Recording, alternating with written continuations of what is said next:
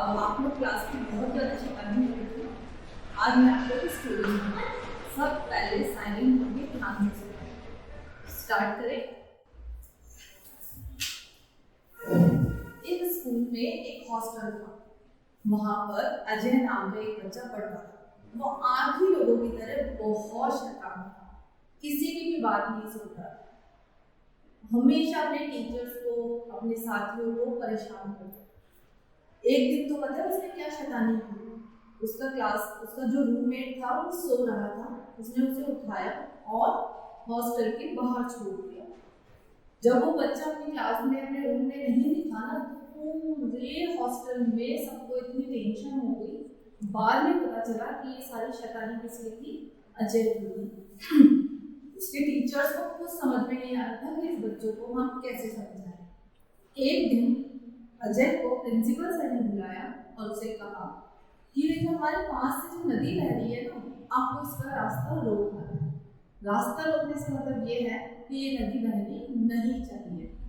अजय बहुत खुश हो गया क्योंकि उसे खुद पे बहुत घमंड था कि मैं तो अपना सारा काम कर लेता हूँ, क्योंकि वो बच्चे में पोटेंशियल अच्छा था, वो समझदार भी था, तो कहीं ना कहीं जो उसकी एबिलिटीज थी ना उसका अच्छे से यूज नहीं कर रहा था। तो वो गया नदी के पास और उसने क्या किया, उस नदी में पत्थर रखने चालू किए। अब पत्थर छोटे थे तो पानी के बहने से, पानी के बहाव से वो पत्थर बह गए। उसने फिर थोड़ा सोचा और दिमाग लगाया। उसने क्या किया, थोड़े बड़े पत्थर उठाए और उस नदी का रास्ता रोकना उसने चालू किया और रास्ता रोक दिया। बड़ा खुश होकर अपने रूम में आया और सब बोला, देखो मुझे जो अपने प्रिंसिपल सर ने जो काम बताया था ना, मैंने उसे कंप्लीट कर दिया है। और बड़े घमंड से आके वो सो गया। अब सुबह उठा तो उसे बहुत तेज आवाजें आ रही थी। उसे समझ नहीं आया ये आवाज कहाँ से आ रही है। और जैसे उसने अपनी बेड से नीचे पैर रखा ना, उसने देखा यहाँ तो चारों तरफ गीला हो रहा है। तब उसे पता चला कि जो पानी उसने रोका था ना नदी का, वो पानी तो कहाँ आ गया है, उनके हॉस्टल। अब सर ने उसको देखा बड़े गुस्से से और कहा, ये जो समस्या है ये तुम्हारी वजह से शुरू हुई है और तुम्हें इसे खत्म करनी है। वो बेचारा वापस नदी पे गया और उसने वो सारे पत्थर डाल दिए। पर दिक्कत क्या हुई, उसने टीचर का काम तो कंप्लीट किया नहीं था, जो काम उसे प्रिंसिपल सर ने दिया था। प्रिंसिपल सर ने क्या बोला था उससे कि आपको नदी का पानी रोकना है। वो फिर से गया और अब उसने क्या किया, जो नदी का बहाव ऐसे आ रहा था, पहले तो उसने उसको एक साइड से रोका था, अब दोनों साइड से रोक दिया ताकि पानी ना तो हॉस्टल में आए और ना ही आगे बढ़े। अब इससे क्या हुआ, एक नई समस्या शुरू हुई। जो पानी था वो सारा शहर की तरफ, शहर के पास जो एक छोटा गांव था उसमें जाने लगा। अब सारा पानी वहां जाने लग गया तो वहां बाढ़ की स्थिति पैदा होगी। तो वहां के गांव वाले इकट्ठे हुए और प्रिंसिपल सर को आके अपनी समस्या बताई। उन्होंने फिर से अजय को बुलाया और अजय से कहा, ये देखो तुमने फिर एक नई समस्या क्रिएट कर दी है। उसने पूछा क्या? उन्होंने कहा कि जैसे ही तुमने इस नदी के पानी को रोका है दो साइड से, तो अब वो पानी कहाँ जा रहा है, अपने गांव की तरफ जा रहा है और गांव को में अब बाढ़ की स्थिति पैदा हुई है।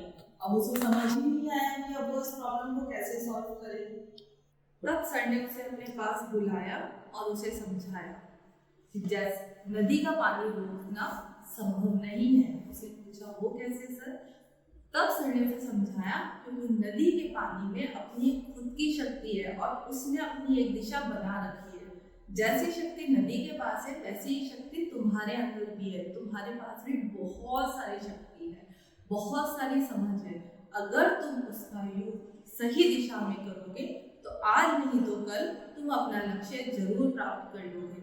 पर अगर तुमने अपनी शक्ति का यूज गलत दिशा में किया, शैतानियों में किया, दूसरों को परेशान करने में किया या बड़ों की बात नहीं मानने में किया, तो क्या होगा, तुम अपना लक्ष्य तो कभी प्राप्त नहीं कर पाओगी। ये बात तो है ही है। साथ ही साथ ना तुम्हारे पास तुम्हारा कोई दोस्त होगा और ना ही कोई तुम्हारे साथ रहना चाहेगा। अब आप मुझे ये बताइए कि आप क्या करेंगे आज के बाद?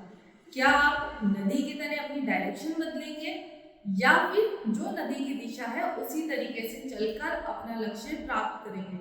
मेरी बात आई आपको समझ में? नहीं, मेरे कहने का मतलब ये है इंसान के पास भी बहुत सारी शक्ति होती है। आप छोटे छोटे बच्चे हो, आप में भी बहुत सारी शक्ति है, बहुत सारी समझ है और आप में बहुत सारा पोटेंशियल्स भी है। पर क्या है, आप क्या करते हैं, सारा दिन आपको सिर्फ बातें करनी है, अपनी टीचर्स की बात नहीं माननी है, तभी तो एग्जाम्स में आपके नंबर कम आते हैं। तो आज के बाद आप क्या करेंगे, अपनी टीचर्स के इंस्ट्रक्शंस को फॉलो करेंगे, अपने बड़ों का कहना मानोगे, क्लास में जो डिसिप्लिन है उसे मेंटेन रखोगे, तो आप देखना आने वाले एग्जाम्स में भी आपके नंबर बहुत अच्छे आएंगे। ठीक है।